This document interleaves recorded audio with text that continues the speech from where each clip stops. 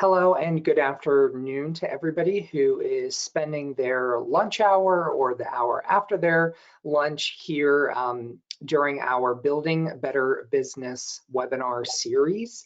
We have a great speaker today. So again, as more people come in, I'm just going to briefly introduce our speaker today. Her name is Maureen Ross Gemme. She is the CEO of Emerge Leadership Academy, and she's here today to talk to us and to you about how to be a better manager. You may not be a terrible manager, but I'm sure there are ways that you could possibly be a little better, and also a couple tips on how to strengthen your business, lower turnover, keep those employees, and also increase revenue while you're doing all of those things. So I don't know how she's going to cover all of this in an hour, but I'm sure she's going to try.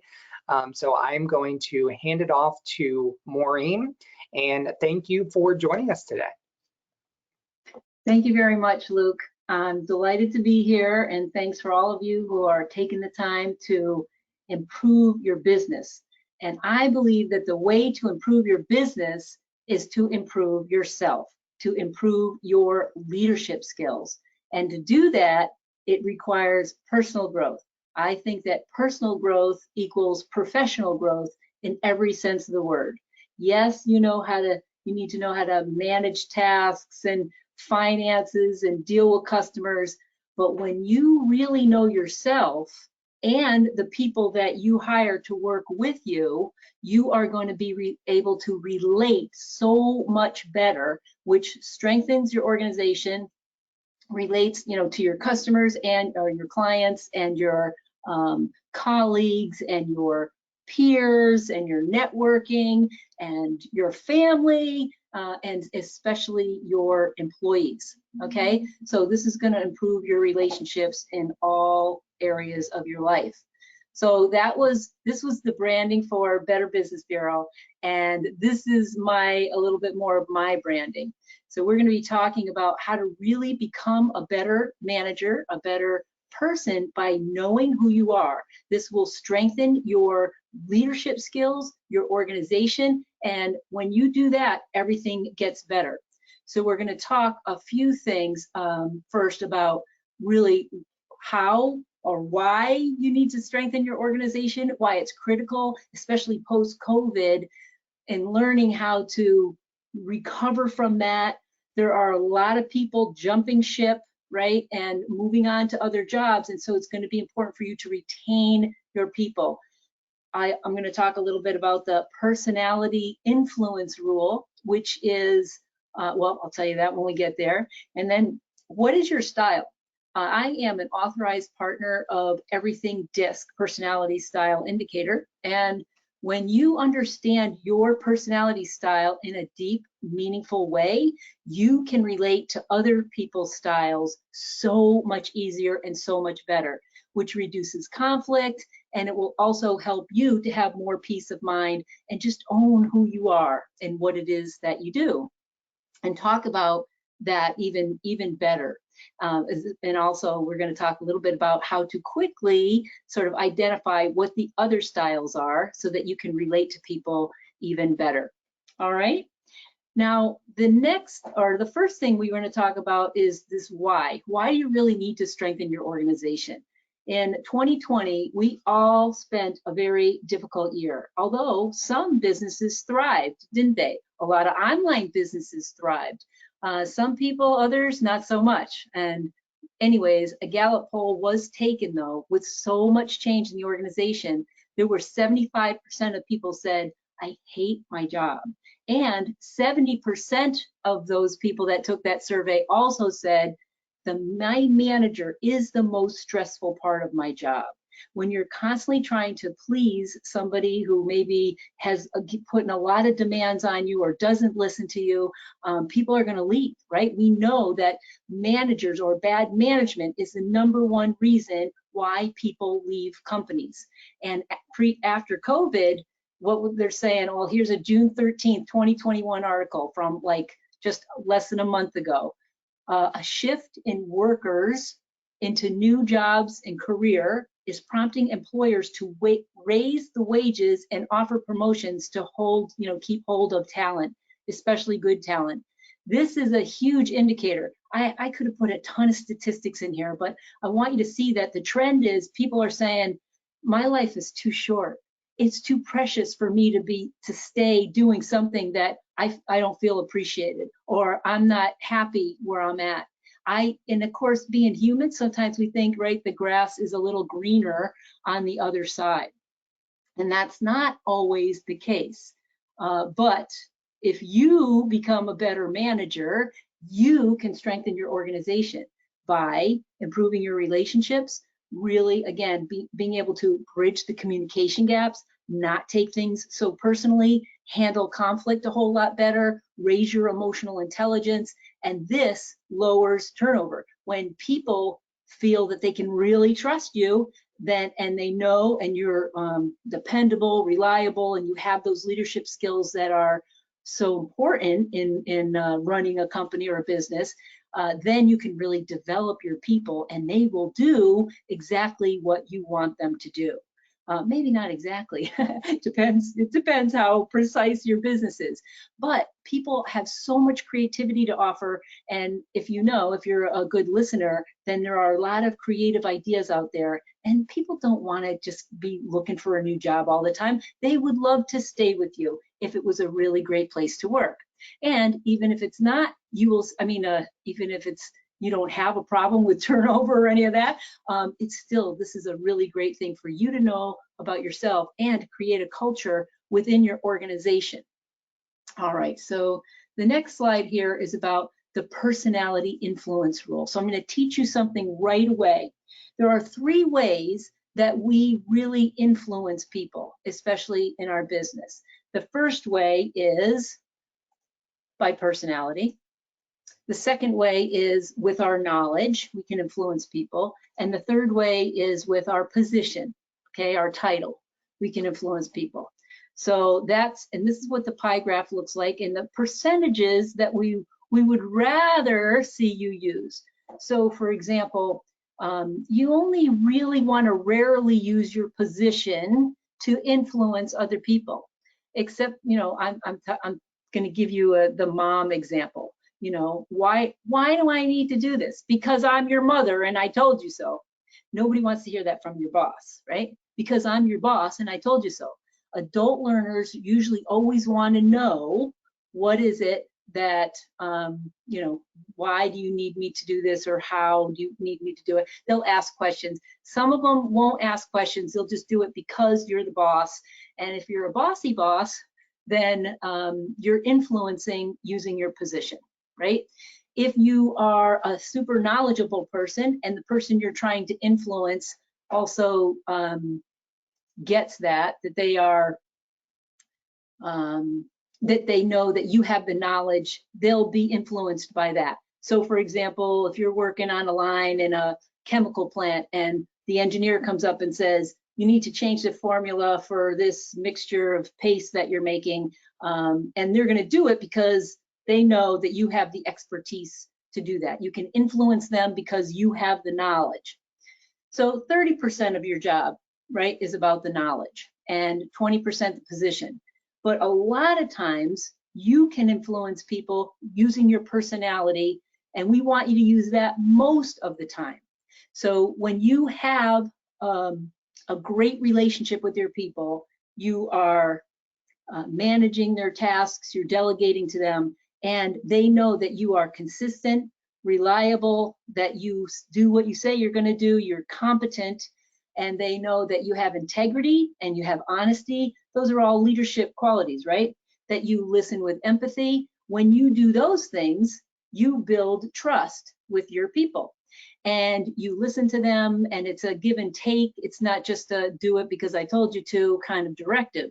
When you also appreciate them, give them feedback regularly, not just bad feedback, but good feedback as well, they're going to be able to take that a lot better if they trust you that you have their best interest in mind. You're not just placating them, for example.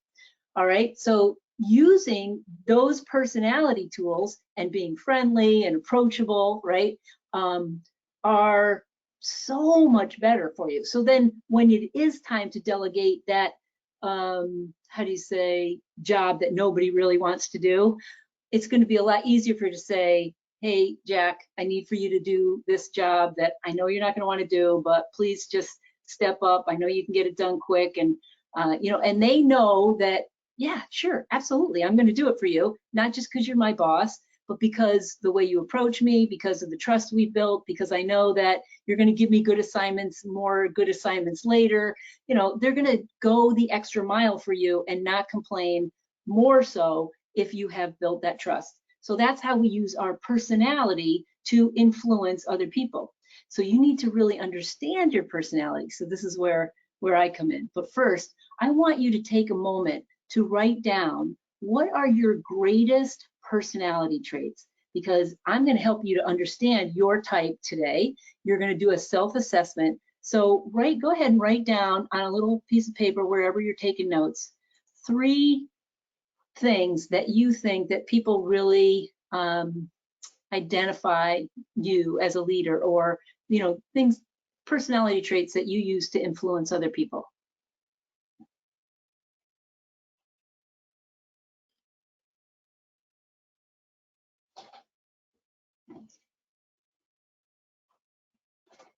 All right. Now you're going to learn a little bit more. So first, though, a little bit about me, because I want you to know why you should listen to me. I had a major transformation in my 20s. I grew up in a family with 6 kids, and I was one of the pack.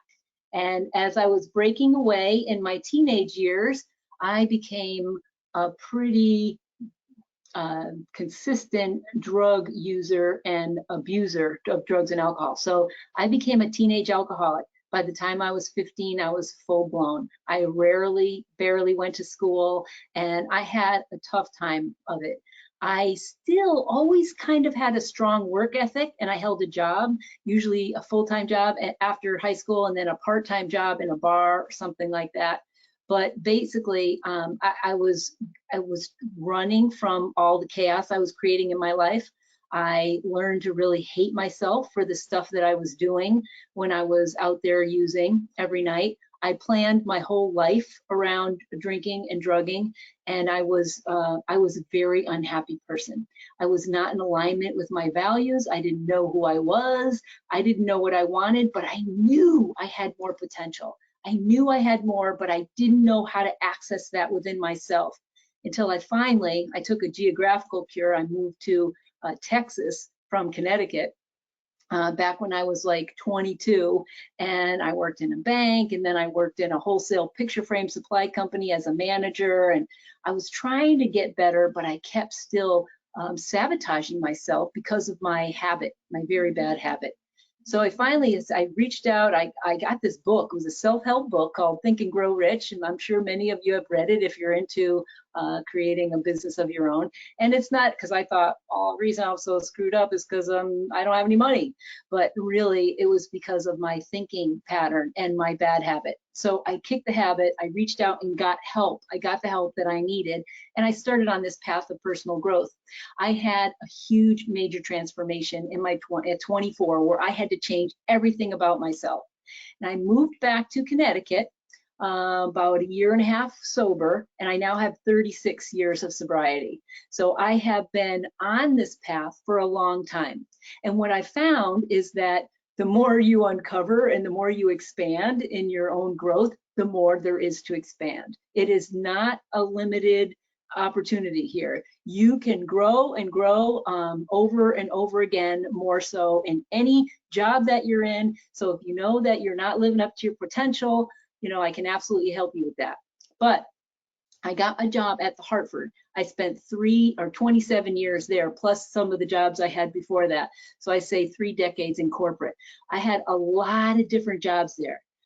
Basically, I was moving every other year in my career, because if I wasn't learning and growing, I wasn't happy. Once I mastered a job, I would move on to the next one. So I had this fantastic career there, really good. And I left in 2013, and I founded Emerge Leadership Academy because, excuse me, I wanted to know I wanted to help leaders become better leaders in smaller businesses specifically, and not just the large corporation, right? So I have been training leaders across New England.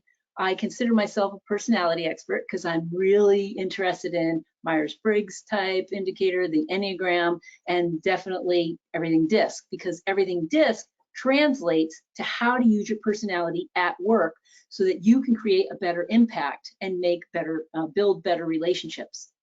I got my master's in education in 2008 with a focus on training and performance improvement. So that was really good. And then I was training about 60 to 70 classes a year. I was on the speaking circuit for conferences, and I had about 10 of those a year. And then COVID hit. So everything changed for me because now I'm not in front of all my classes canceled. I can't do classroom training anymore. So I did a little bit of a pivot, the COVID pivot, I call it, and I got to work on creating what I call Recovery at Work. It's a course, an 8-module course for individuals and small groups on how to create your brightest future with confidence and clarity, to really dig deep, not only into your personality, but into your belief system, into your value system, and understanding what makes you tick, and then being able to manifest the biggest, brightest vision that you have of yourself. All right. I still offer what I call personality at work courses in leadership and communications. I'm back out there, so I'm doing that again. I am training, manufacturing, state of Connecticut, and some other area businesses. So that's really fun. I also work with individuals, and I have coaching clients that are working on a variety of different assignments. So I also offer DISC assessments, and I'll tell you a little bit more about that as we go through. Here are my loves. This is about me personally. This is my husband, Paul, and we have a trike and a couple of motorcycles, so I'm a motorcycle rider. I love touring on the bike. We're actually leaving on a week-long trip to New Hampshire on Saturday. Very exciting. I'm a grandmother now. We have a daughter, and she had these 4 lovely children who are all 7 and under. Molly May just turned 7 the other day, and little Rohan's a 1.5 years. And this is my support group, my sisters in support that have been a very wonderful way that I have has really just helped me get through my life. So I always say that whenever you're working on personal growth, get yourself some people that you can really talk to and share with. Now, if we were in a class together, I would link into here and play this little video for you on the introduction to everything DISC.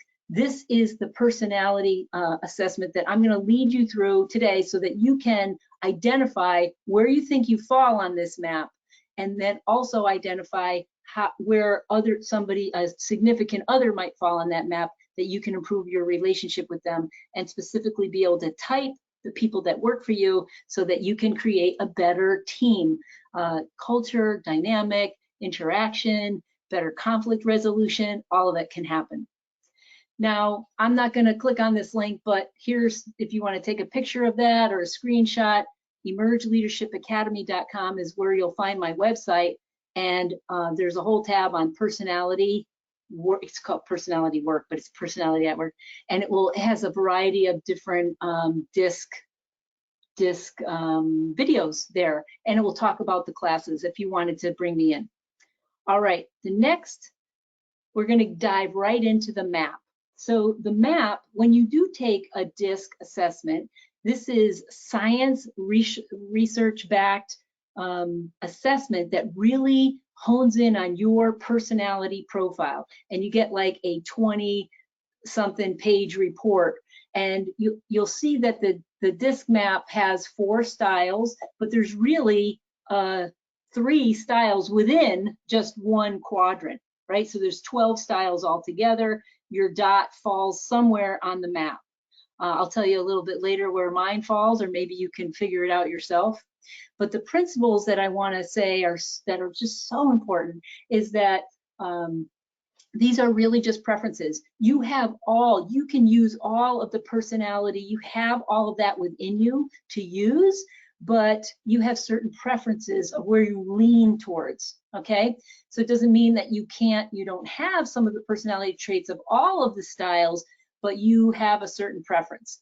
And you can flex and expand into all of them, and it is certainly never meant to pigeonhole or label anyone, nor is it meant to provide excuses for you or for your people. So if somebody says, oh yeah, well, I'm not a spreadsheet person, it doesn't mean you don't ever have to deal with spreadsheets or, but you can delegate more effectively when you know the style of your people and what their innate talents and abilities are. So that's why you really want to get to know your people. So here's an overview of the model. The D stands for dominance. It's colored, it has the green color. These are your folks that are oftentimes in leadership positions. They are very direct, they are action-oriented, firm, they are strong-willed, they want what they want when they want it. They can be seen as forceful sometimes in that regards, and they are results-oriented. They're also really good problem solvers. They overcome obstacles pretty easy because they're so results driven, right? Then you have your I. I'm going to go over each of these a little bit more in just a minute. The I, the influencer, here's some keywords here: outgoing, enthusiastic, optimistic, high-spirited, and lively. These are the people that we consider our people persons, people. They really love people. They love working on teams. They're good at reading people and helping people get motivated to take action. The steadiness folks are your great support people, even-tempered, accommodating, very patient, kind, loving, supportive, tactful, humble people. Then you have your conscientiousness style, which is more analytical. These are your engineer types and project manager types sometimes, who are reserved, they're task focused, they're very precision, they're quality conscious, and they like to they're good with systems and the order of things, okay? So maybe you have an idea right now which quadrant that you fall in. So let's go a little bit deeper in actually in just a minute. First, I wanted to tell you about the priorities. So the priorities that encircle the whole DISC map here, when you get a DISC, when you take the DISC assessments, about 20-minute online, you get back a map and your dot will fall somewhere. And usually, like say your dot falls in between two styles on the outer rim here or somewhere in the middle, your drivers will most likely be enthusiasm, collaboration, and support, because your dot is in the closest that it lands to the outer words here are the ones that drive you. So these are good indicators. If your dot is somewhere up here, you might see that your drivers are results, action, and you like a good challenge. So these are also clues. Here you have accuracy, challenge, and stability for the C, and stability is shared with the C and the S for stability, support, and collaboration. So some of them are shared with another style, but there are definitely some choices there, or drivers. These are really your motivational drivers. All right. So as I go through these, I want you to really do this assessment in yourself. See if this sounds like you. You might be a mixture of one, in between one style and another, and that's okay. Again, we have all of the styles within us, but just see if you can identify which one is your priority. And if you wanted to, at the same time, think about somebody either on your staff or maybe a significant other or your boss that you also want to type, if you will. So think about, is that me? No, it's not me, but boy, that certainly is, Jeff or whoever you're thinking of in your mind. So write that person's name down, and maybe just take a little bit of an assessment as we're going through here, because I want you to see how it might really help you in the end. So the dominant style, you can see the priorities here. Getting immediate results. They are fast action takers. They make decisions pretty quickly. right? Because they want things to happen. They're sometimes not so patient because of that. So they're motivated by power and authority, which is why they end up in leadership positions a lot.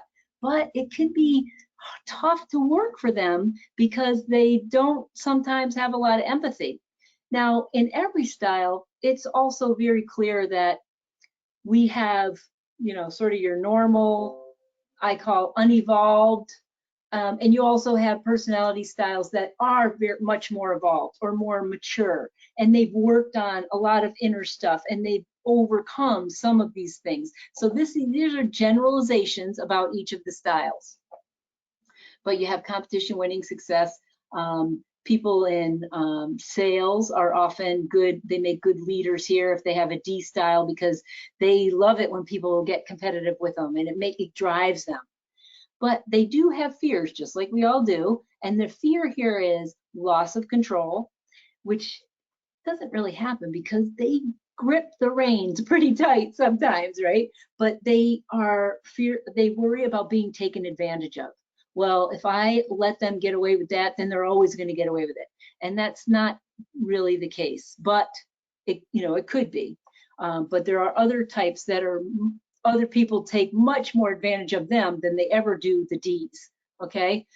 You will notice that they have a very high level of self-confidence, that they are direct and can be forceful, like walk in your office, not ask you, how you doing? They might just say, where's the report? Or what are the results of the data that you collected, or something. They might get right to the point and just ask you what they need. They're not beating around the bush here at all. They do have some limitations. They can be misunderstood because sometimes they show a lack of concern for others. They show their impatience and insensitivity. It feels like that to other people sometimes, but our perceptions, they can often be wrong, but it doesn't really matter, right? And I've gotten a lot of feedback about myself over the years. Perceptions might not be right, but if they're right for that other person. It's like a truth, right? What's right for me or what's true for me might not at all be true for you. People have different beliefs, and it's very true for them, but it's not true for me. So you have to be aware of how other people perceive you if you want to grow in this area. So in between the D and the I, which is on this side, you have your active, very fast-paced, assertive, dynamic, and bold. That's a shared. Those are shared things with the influencer, which is next. So when we talk about the influencer, these are the folks that their priorities are expressing enthusiasm. They want to have a good time. They want to have fun. They're joking a lot, but they are also fast takers, action takers. They encourage collaboration. They love it when people are, brainstorming. They're very creative people. They are motivated by social recognition. They like it when people like them, and these are the folks that are sometimes, they can walk into any room and strike up a conversation with any person. They are not at all afraid of those kind of networking activities.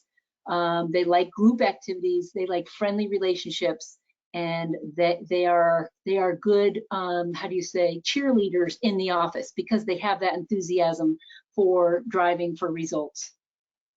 Their fears consist of social rejection. Don't just not include your eyes, right? They don't like it when their boss or people of power disapprove of them. They don't like any kind of loss of influence, because they are influencers, and they don't like being ignored.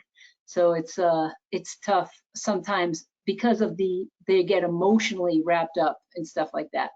So you will notice that they have a lot of charm, natural charm, and enthusiasm. They are sociable, very optimistic. They see the bright side of things, and they're super talkative. Sometimes can't get them to shut up. So maybe you can already tell, I'm an I. So I just say that I do talk a lot. The limitations of the I, though, are sometimes they can be seen as very impulsive because they're quick action takers and they don't sometimes think through the whole problem. They don't look through all the data. They just go in the way they think is right, you know, by intuition, and which isn't always the right way.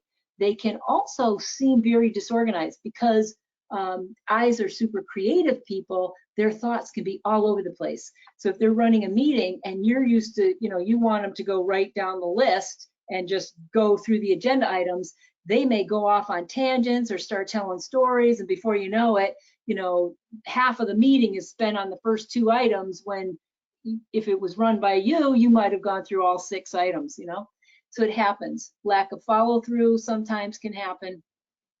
They share these qualities with the D, active, fast-paced, assertive, dynamic, and bold. And these are the items that they share with the S style: accepting, they're people-focused, empathizing, very receptive and agreeable. So even if they disagree, you might not know right away because be like, oh yeah, no, I don't think so. You know, they're showing you that they're friendly and accepting of you, but they don't agree. And sometimes you have to sort of read behind the smiles and the laughs. All right, the next style is the S. This is your steadiness person. Now, the steadiness personality type, their priorities are to give support. They're super supportive, responsive people. They like stability, though. They're not, you know, chaos is not on their radar. They want to keep things harmonious and smooth running in the office. They don't like a lot of change, but they enjoy collaboration. They enjoy working with people. They are warm and accepting. They are motivated by, again, stable environments, sincere appreciation. These people often do a lot of work behind the scenes. They don't ask for recognition or they don't promote themselves very well, but they need and deserve a lot of recognition because they get so much work done. And they're resource people. So they do, they're super good to cooperate. And because they build relationships well, these are the people that you go to that will know, right? If you don't know where to go for help on a certain thing, they'll be like, oh yeah, I can just call up Angie in accounting and she'll know, and they can connect you with the right resources because they do know a lot of people and they love to help. So they have a tough time saying no, which is why sometimes they are taken advantage of by certain managers or by certain colleagues who know that they can always get the S person to help. They do have some fears, and some of those fears include the loss of stability when things come crashing down. So probably when COVID hit, C's felt very uncertain about things, and they might had to change everything. Now suddenly working from home or taking care of kids or never being able to, you know, do what they want to do. It could have been a really tough time for the S's because they don't like change or the loss of harmony or offending others. So if there's conflict, that's not a good place for the S's to be. They don't deal well with conflict. And you'll also notice, though, that they are super patient and they're good teachers, right? Because they're patient with you and they're kind while they're doing it. They're great team players. They'll pick up the ball and run with it when you need them to. They have a calm approach and they're good listeners. So you might know yourself if you know you're the person that everybody comes to for telling you what's going on or asking for advice. You might very well be an S. And humility. Again, they're not big at touting how well they do things, but they do deserve recognition and appreciation for what they do. However, they can be overly accommodating, sometimes to their detriment, where they miss deadlines because they got too much to do or they haven't prioritized right, or they know somebody's going to be mad if they don't do their project first, that sort of thing. And they do have a tendency to avoid change. And if you're in a fast-growing, moving organization, you can't really be in that place. You have to be able to be flexible and quick on your feet. And indecisiveness comes into play here because I think they don't want to upset anybody. And if there's a if there's two sides to a story, it's really hard for them to just pick one side because they want everybody to be on their side. Does that make sense? Okay, and then they do share those qualities I said with the I, and with the C folks, they share this thoughtfulness. They are moderately paced, in other words, more cautious and reserved. They're calm and methodical. They like lists and they do check things off in a way. And they're also careful. They don't just jump into things like the D's and the I's would. All right, moving on to the C. Now, the C folks are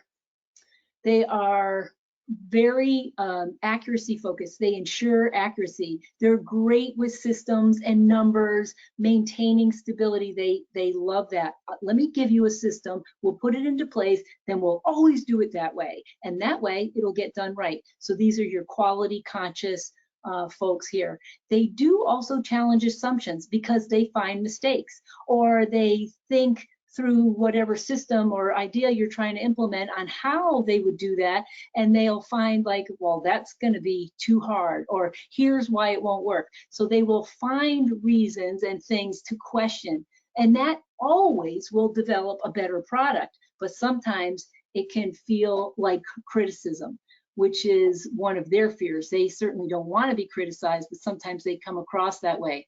They are motivated by opportunities to use their expertise. So here you have your the professors of the world who are research focused, and they have a ton of knowledge and they want to share that out. They love to gain knowledge. They do have degrees and they like to go get more schooling, and they have that attention to quality, as I said. Their fears are criticism or slipshod methods, and certainly being wrong, because they sometimes double and triple check things. They don't like it at all when it doesn't turn out, or they don't have enough time to double check and then it turns out to be wrong. That's not fun for them at all. Oh, go back. You will notice also that they do have a precision to them. They are analytical in nature. They are skeptical in nature and very reserved and quiet. Your C's are your very private people. Their limitations are overly critical, tendency to overanalyze, and isolation. Okay, so some of you might recognize yourselves there. A lot of people in this category of personality who ended up loving working at home. They do not want to go back to the office. They get so much more done in their home environment because it's their space and they don't have to interact with all those people. They are more task-oriented than people-oriented, for sure. But of course, you might have somebody who falls between the C and the S, and they have, you know, the best of both of those worlds. So that hopefully was enough information for you to categorize where do you think you fall into that DISC profile, and what are some of your strengths, and what are some of the things that you might find challenges with. Now, when it comes to understanding other people's styles, if you did have somebody that you wrote down their name and you were sort of trying to figure out where they fell on the map, there's one other tool I want to share with you here. And this is how to read other people pretty quickly and then identify about them what challenges you, okay? So sometimes, for example, we do have conflicts at work, and we're going along and we think everything's going really well, and then somebody comes into the office and says, I don't want to do it this way. This is wrong. It shouldn't be done. And they challenge you, and it feels like, are you kidding? Like, this is my baby. This is my project. Why are you challenging me? And you take it personally. And really, it's not meant to be personal. It's usually a personality thing. So it's better to understand what, who you are, and how to understand what style other people are, so that you know how to better interact with them. So there is an assessment opportunity I wanted to share with you. In the report, you will find, if you take the report, you'll get a map of where your dot falls in the map, what your priorities are, and a very clear understanding of what those priorities are, definitions, the story of your personality tendencies that you can personalize to be your own, and what stresses you out and what motivates you. Plus, you will find another like 5 or 6 pages on your reactions to the other styles and how you can create certain strategies to increase your effectiveness with those people that like really bug you at work, or just feel like there's always, you can't ever have a meeting of the minds. You can, if you recognize the abilities and the skills that they have to offer, and you acknowledge that within them, they are going to be so much more, how do you say, cooperative in helping you to get your goals met when you recognize what they have to offer to that opportunity. All right, so what that looks like, it's $149. You'll get the 20-minute online assessment, an electronic report will be sent to you, and then we'll have a 45 to 60-minute session on Zoom where we can talk about exactly your stuff, okay? You can find that under emergeleadershipacademy.com/resources. There's a whole list of things there, and this opportunity is there. So feel free to go check that out after. Now, when it comes to people reading and understanding what other people's styles are, there's a couple of key questions that you can ask yourself. And this, if you're still in between of understanding your own self, this is a really quick way. So I say, take a picture of this slide too. Think of someone that you want to work more effectively with. Whether it's again, your spouse or your boss or one of the people on your team that bugs you, or just a new colleague, whatever it is. And then ask yourself, most of the time, more than 50% of the time, are they more fast-paced and outspoken or cautious and reflective, right? So if they're more fast-paced and outspoken, they're going to be either a D or an I. But if they're more cautious and reflective most of the time, then they're probably going to land below this line and be a C or an S, okay? So that's your first question. Some you know right away, others you're not quite sure about, but if the person might be on the line, you don't know. But if they're on this line, then they're certainly not going to be on the second line, which is, are they more questioning and skeptical or warm and accepting? And when I ask people this question, it's easy to identify within yourself, right? But sometimes not so much in other people. But anyways, are you more warm, questioning and skeptical? You're a D or a C, you're on this side. If you're more warm and accepting, or the other person is more warm and accepting, they're always like, hey, how's it going? Let's talk about what you do this weekend, or your new puppy, or your relationship, or something, right? That's other than just work. So these are your task-focused people. These are your people-focused people, relationship-focused people, more so. That's not to say we don't have all of that. I'm an I, but I'm sometimes very skeptical. So it depends, right? It depends. It always depends. But I want you to think about, again, what the majority of the time.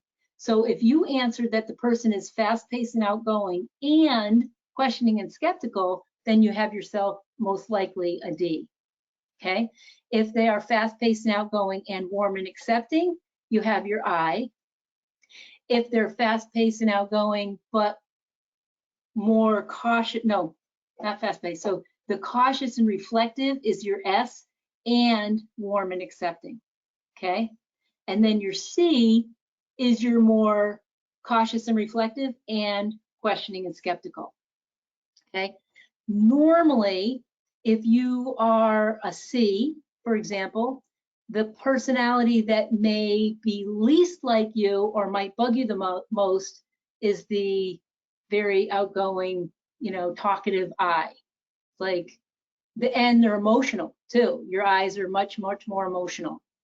Then you have, C's don't like drama at all. And I's are like, are you kidding? Life is a lot more than about all the data. But that's the variety and the spice of life. But if you have both of them on the team, you need that. So when you're creating a team, you want to have all personality types represented so that you can get a full round better product or service or whatever it is that you're offering. Then, so anyways, hopefully that will help you with the questions here of how to quickly figure out what personality type somebody else might be. Then you can approach them in a lot more efficient manner. So for example, if you have, if you're an S and you have a D boss, you don't want to go in there and hem and haw and beat around the bush, right? You want to be direct. You want to be, you don't need to be forceful. You don't need to be like them, but you need to communicate much more quickly and succinctly. And if you need help making a decision about something with your D counterparts, you would want to also have, say, just get to the point and have a couple of solutions already in your back pocket that they can choose from. And that way, it'll help them to save time. Ds don't want to have their time wasted. And Is, they want to have a little bit of fun. Don't make it be all about work. When you're working with an I, if you have an I boss or a colleague, ask them, how was their weekend? Did you see the game? Are you going camping? Whatever. Get to know them a little bit more on a personal level, and they'll go to any lengths to keep that relationship good and solid. The S's are, again, they need more time. You don't want to walk in and dump last minute changes on your S personality. If you understand that they're an S, you can treat them with a little bit, give them more time, and also do the ask about how they're doing, give them validation for the good work that they're doing. And if it's a C, you can be very direct, but also be very clear. You can't just go into a C and say, oh, I need a cake. Can you have it to me by Friday? They want to know how many people is it going to feed? What flavors do you want? Are there any allergies? How many layers? Do you want it flat or square or round? Do you want to say anything? Like, give them the details, give them all the facts, tell them exactly what you want, and you're going to get it. So you see how much, even just in the 2 minutes I gave you a couple of good examples about why knowing what personality style you have working for you or you're trying to influence, you're going to get a whole lot more from them if you can approach them using knowing what their style is. Okay, and also you don't have to take it personal if somebody is critical or finds a mistake that you made. Like, be grateful, right? Take it on. Or don't have to be worried if a D comes at you too strong. It's not personal. They're not trying to insult you. They're just trying to get their job done, right? So you can give people more latitude. You can have more compassion with people when you know that they're just being their personality self. They're just being their type. The more evolved they are, the more easier it will be for you to deal and communicate better, more professional. But we want people to bring their quirks and their gifts to the workplace. Okay, so that is an overview of DISC. I would love it if you wanted to type into the chat, or if there's a Q&A box somewhere. I know that somebody is monitoring that, and I would love to take any questions, or if you have a challenge and you want more advice about it, I'm happy to answer that question.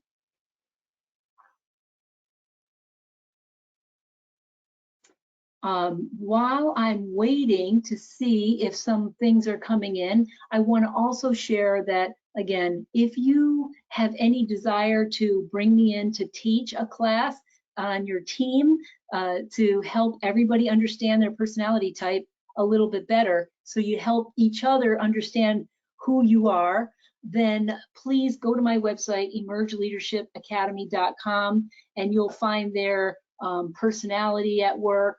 There's classes available, but also there'll be a link. I'll share it with you in just a minute on how to get on my calendar. But there is a free quiz. The free quiz will get you on my newsletter list, and I will send out a newsletter with tips and tricks about leadership and also personal growth.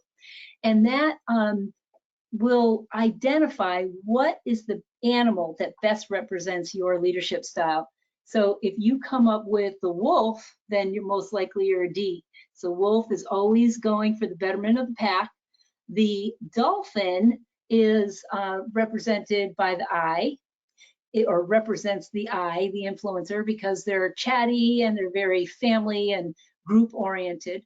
And then the Saint Bernard is the representative of the S. These are your loyal, faithful rescuers that will come, although in my case, we use green tea, not brandy. And then you have your beaver, which is the C, very precision oriented. They create the systems and the home with precision and quality. So that's where you're going to find a little bit more without having to pay, but you could also take that DISC assessment with me for $149. You'll find that on the website under the resources section. And there's also information about my Recovery at Work program, which is a personal coaching program. And that will really help you to figure out exactly what you're meant to do in the world and how to access your full potential on the planet so that you can make a bigger impact and really do it with happiness and having a good time while you're doing it. So yeah, I'm open for questions. This is the address that you could go to, maureenrg@youcanbook.me, not at, dot. No, should it be at? No, it's all dots, you guys, just like it says. Don't question yourself, Maureen. So that's there. If you want more, if you want to discuss a class or a presentation to come in and do that, I would love to talk to you. So again, I'm asking if there's any questions, if Luke or your colleague, I forgot what you told me her name was, that was monitoring questions, if there isn't any. Hi, Maureen. This is Joni. Hi, Joni. We did have one question come in. If you do this test and you kind of find that your answers are pretty evenly spread among the 4 different groups, how do you really determine which one you actually are? Well, you will, this particular assessment, you will naturally fall into one of the 4 quadrants. It won't, but I've never seen anyone with their dot right in the middle of the map. I've seen it pretty close, but it fell into the C category. So the assessment itself, the way they've designed it, it forces you to make a choice between one or the other.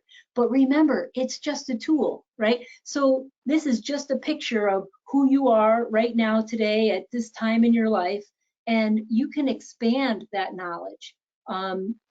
You know, you can just figure out the ways that you can grow into expanding who you are as a person, because you're right, we are all things, but you do have preferences, I promise you, and you do have motivators, things that motivate you that do not motivate certain others, right? There are certain ways, and it's really amazing. I've taught so many of these classes. I'm gonna say at least 300 of these classes over the last 6 years.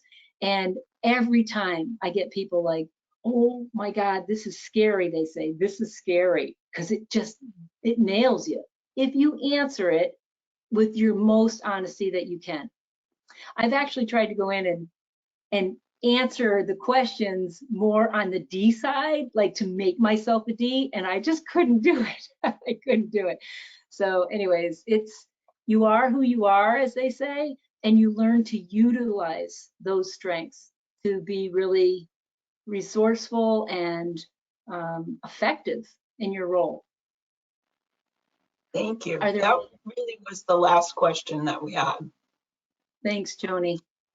Okay, then I'm going to wrap up, and thank you so much for attending, for looking at and figuring out what your personality is, and most of all, working to accept the personality of the other people that work for you so that you can strengthen your organization, lower your turnover, and really increase your effectiveness with your people so that they stay with you for the long term, because ultimately that's what we want.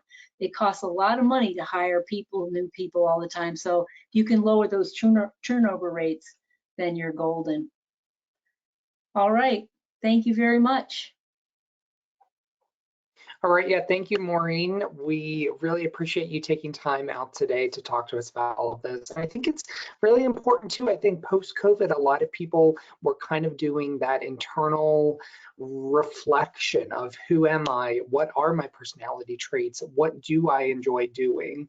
And I think a lot of people in business now are kind of seeing this as an important topic. So again, thank you for spending an hour with us and our accredited businesses. And thank you everybody for attending. And we are going to be posting this on our YouTube channel if you want to watch any of it over again. So have a great day, everybody. And thank you again to Maureen. Thank you very much, Luke. Take care. All right, you too.